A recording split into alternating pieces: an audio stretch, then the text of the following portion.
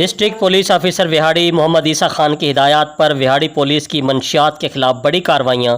Police تھانہ city Vehari نے 6 drug dealers کو گرفتار کر کے 10 کلو سے زائد منشیات برآمد کر لی۔ کارروائی میں D S P circle Rao Muhammad Saleem کی زیر نگرانی ایس ایچ او تھانہ سٹی وہاڑی مظہر فرید گوندل اور ان کی ٹیم نے حصہ لیا۔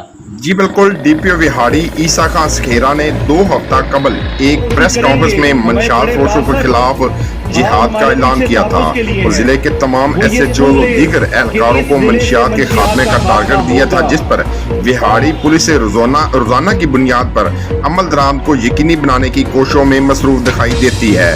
پولیس تھانہ سٹی وہاڑی نے منشیات فروشوں کے خلاف کارروائیاں کرتے ہوئے 6 منشیات ڈیلرز کو گرفتار کر کے ان سے منشیات برآمد کر لی۔ پولیس نے منشیات فروش ناصر سے 1620 گرام، چرس سے خالد سے 1640 گرام، فیصل سے 1830 گرام، بلال سے 2030 گرام، ایش سے 1620 اور ندیم سے 1630 گرام چرس برآمد کی۔ منشیات ڈیلروں کے خلاف تھانہ سٹی وہاڑی میں الگ الگ مقدمات درج کر کے مزید قانونی کارروائی شروع کر دی گئی ہے۔ ڈی پی او کی ہدایت کے مطابق روشنی میں منشیات فروشوں کے خلاف کارروائیوں کی نگرانی ڈی ایس پی سرکل صدر راؤ محمد سلیم کر رہے ہیں۔ منشیات فروشوں کی گرفتاری کے لیے ایس ایچ او تھانہ سٹی وہاڑی مظہر فرید اور ان کی ٹیم نے حصہ لیا۔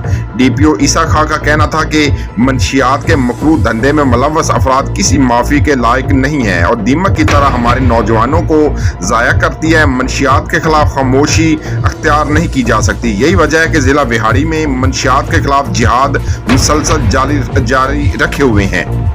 جی، مزید خبروں اور اپڈیٹ سے باخبر رہنے کے لیے دیکھتے رہیے ACN نیوز HD۔